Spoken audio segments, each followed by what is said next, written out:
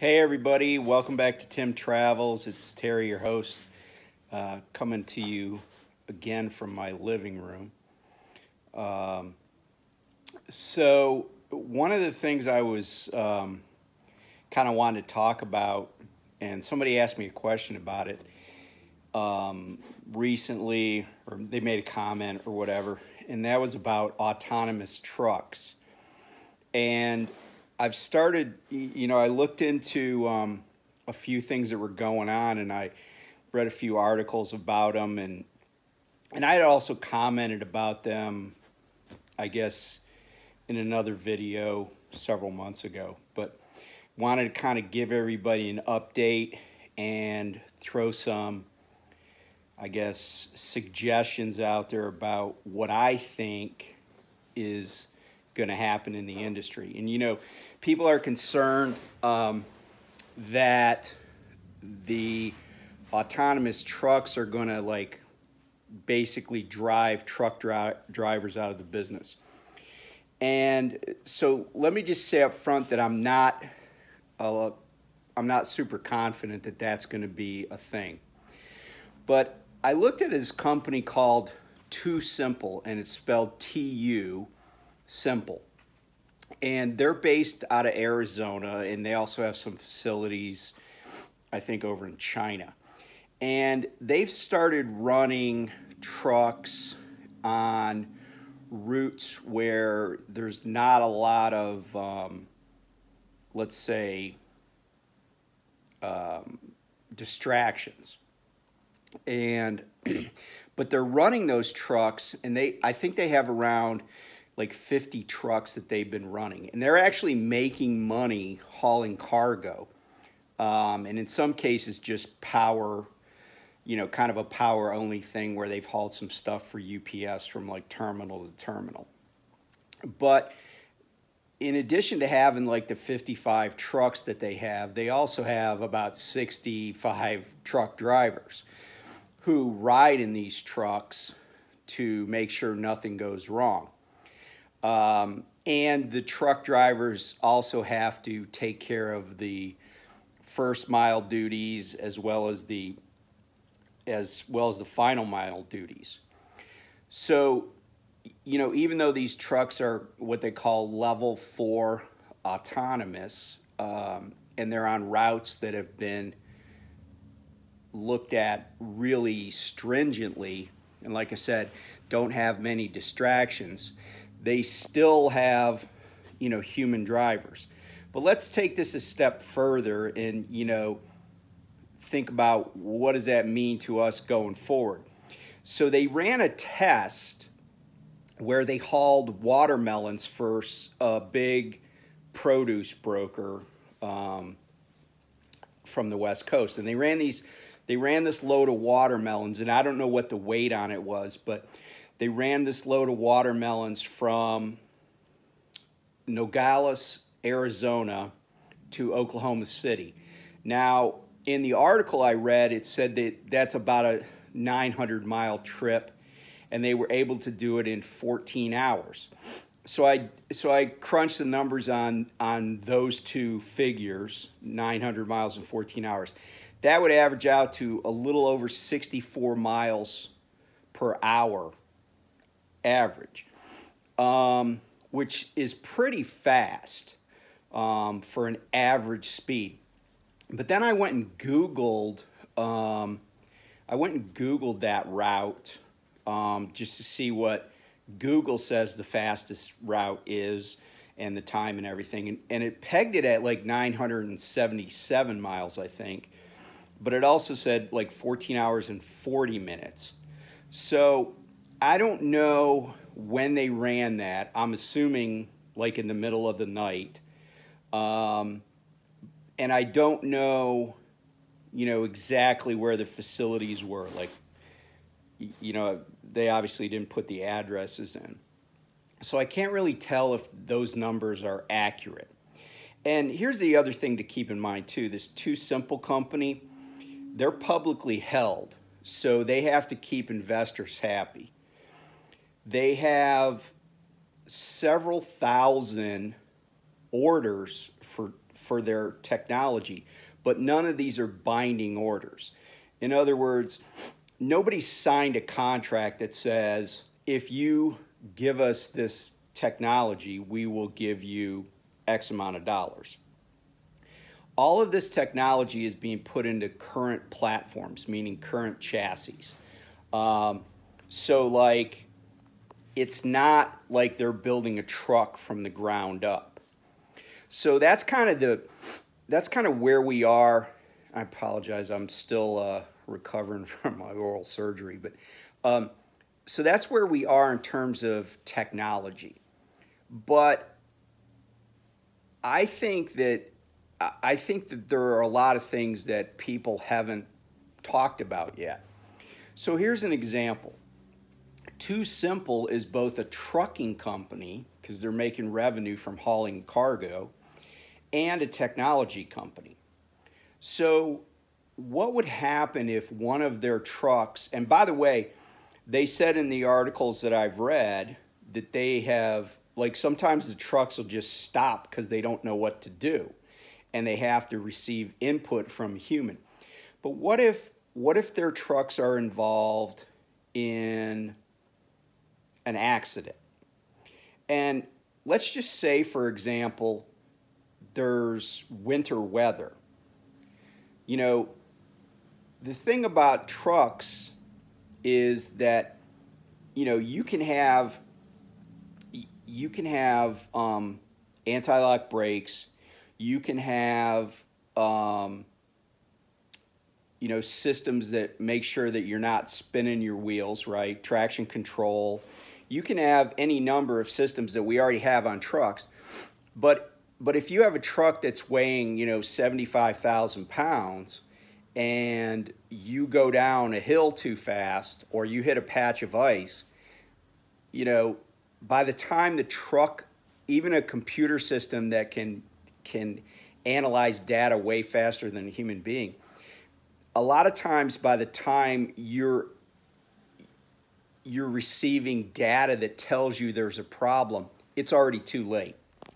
You know, like I've said to people in the past, you don't know, that previous mile or quarter mile is no indicator of what it's going to be in the next quarter mile. The past is not prologue.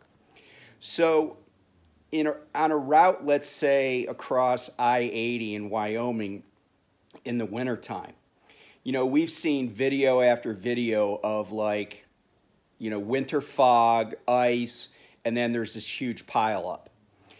Is that truck going to be able to anticipate that there's a pileup? Is that truck going to receive data? Because keep in mind, right, like everything you see as a truck driver, everything you hear as a truck driver, whether it's from a CB radio or just, you know, you just hear a siren or you just hear a tire that's not right. All of that is data that is coming into your brain that you're reacting to. So, you know, like a lot of times people say, well, you know, you need to anticipate what's going on and plan accordingly and keep your following distance good.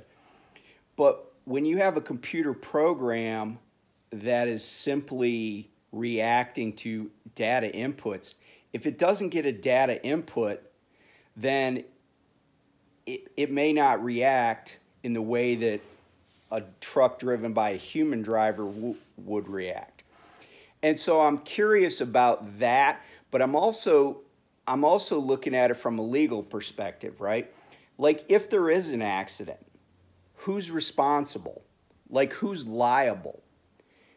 Is the driver that's sitting in there going to be liable, even though it's the truck's supposedly autonomous? Is a company like TuSimple going to be liable? Is it going to be the carrier that's using TuSimple's technology? Where does the liability lie?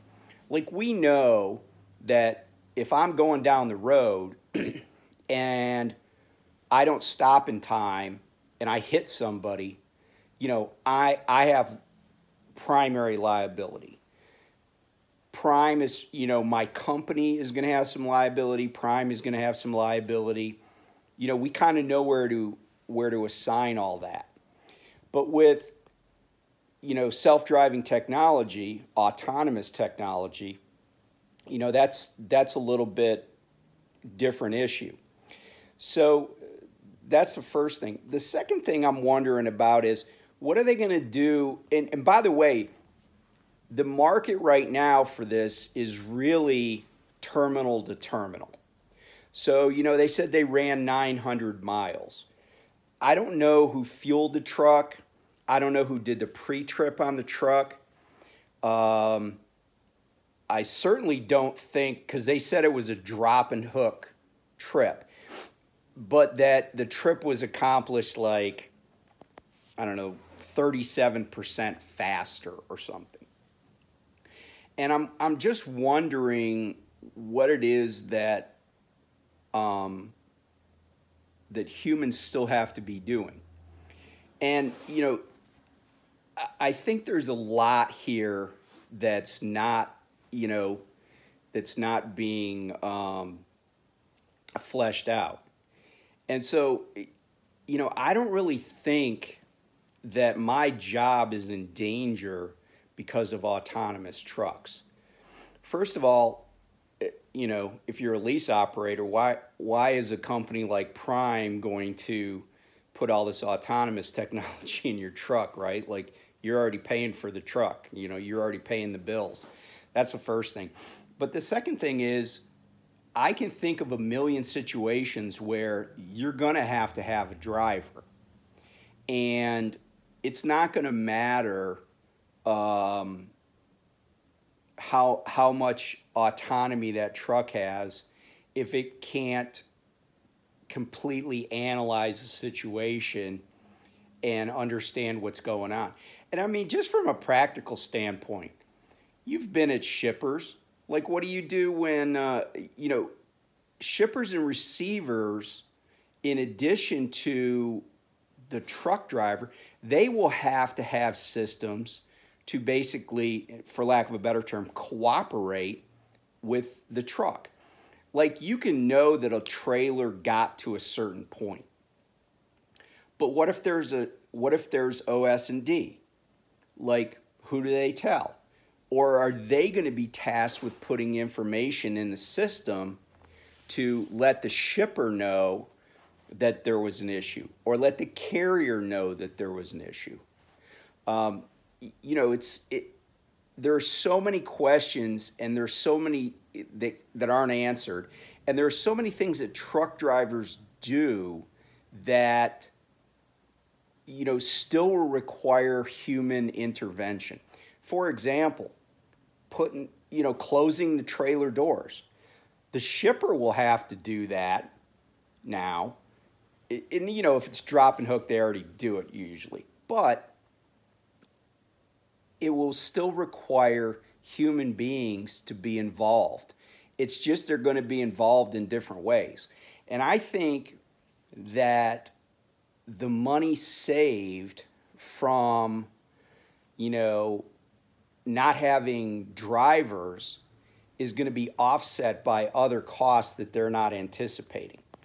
You know, one of the things that, you know, one of the guys that's a big proponent of this is he was formerly an executive at Werner, and then he worked for the FMCSA. And they had some, they had a little table that showed, they claimed that it was showing that autonomous trucks were safer than trucks driven by humans. And there were three categories that they were using: harsh braking, and I'm not even sure what's defined as harsh. Harsh acceleration, which I don't know what that is, because, you know, you just accelerate as best you can with a loaded truck, right? It's not like we're out here doing burnouts and hole shots. And then harsh cornering. Now, of those three, right, you know, harsh cornering is probably one that you have the most control over. Sometimes harsh braking is because you're not paying attention. But other times, harsh braking is just because you're doing your job and you're preventing an accident before it happens. And the other thing, too, is that this data, you're talking about millions of miles driven by human beings and a very small sample size for autonomous trucks. And, you know, it's based on per 100,000 miles or per 100 miles driven. But again, when you cherry pick the routes that these trucks are driving, like Nogales to Oklahoma City, pretty much all open road, all interstate. I looked at like the quickest routes, pretty much all open road or interstate. When you look at that versus running a load that the most direct route is to go through Atlanta, Chattanooga, Nashville, and Louisville, you know, there's a lot more opportunity for harsh braking or harsh acceleration or harsh cornering in those environments. And so, again, I don't know that trucking companies per se are going to see the utility in this in a large way.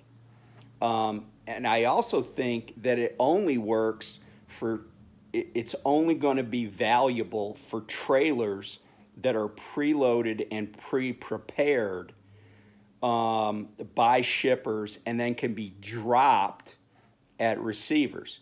So for instance, flatbed loads.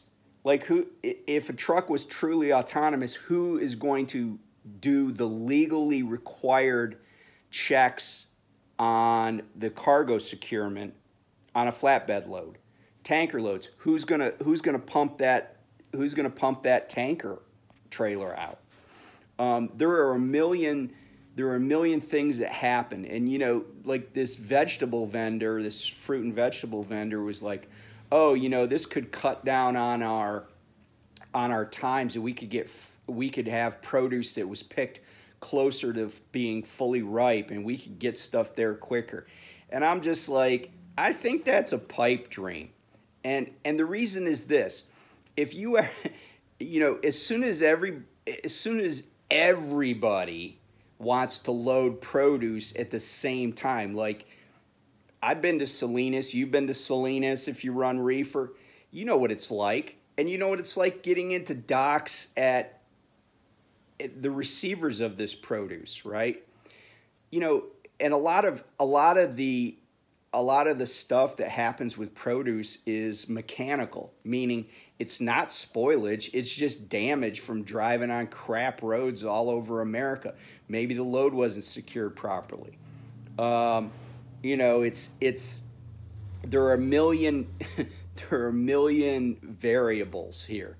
And so if you're 25 years old and you're thinking about coming into the trucking industry and you're worried about having a long-term career and you're worried about autonomous trucks, my opinion is don't worry about it. First of all, just do what you need to do to get licensed and to prepare yourself to be in this industry and to be a safe driver. Autonomous trucks are not, you know, I think about some of the places I've parked a truck, backed a truck into a loading dock, some of the things I've had to do, and I haven't been driving that long, but some of the stuff I've had to do, there are so many loads that would never lend themselves to this type of operation. Even if these trucks that were driving from Nogales to Oklahoma City didn't have a driver that was handling the first and last mile. You know, there's just not enough of these to really impact all the drivers. You know, the guy from Werner and, you know, it's involved, he's like, oh, well, the drug clearinghouse is kicking all these drivers out of the industry, and then this vaccine mandate, people are going to leave and they're never going to come back. You know, that may be true, but it doesn't mean that people aren't going to still come into the industry. And it doesn't mean that people aren't going to still come into the industry who can make sure they don't get DWIs and they're not using, you know, cocaine and they got a vaccine, right? Like they're basing assumptions on this idea that there's this truck driver shortage and that it's never going to get fixed. But I think the more people look at this industry, the more people maybe find it appealing, especially younger folks. So if you're in that if you're in that cohort, you know, mid-20s, maybe you've been to college, maybe you haven't, you want a job that has a lot of job security, this job is not going anywhere. I think about all the things I do on a daily basis, that truck drivers do on a daily basis, that is going to require human intervention, even with autonomous trucks, right? Autonomous trucks are a wave of the future, but they're not the future of this industry. And I don't know that they ever will be. You know, it's like railroads, you know, somebody's got to own it. And no one wants to be the person who takes full responsibility unless it's actually a person. So anyway, I just share those thoughts with you. I'd love to hear comments on it. And I'm going to keep reading up on this stuff and getting information and looking at that so I can stay informed about our industry. But anyway, be safe out there. It's still raining like hell in the Northeast here, and yeah, it's just a soggy day today. So take care. We'll catch you next time on Tim Travels.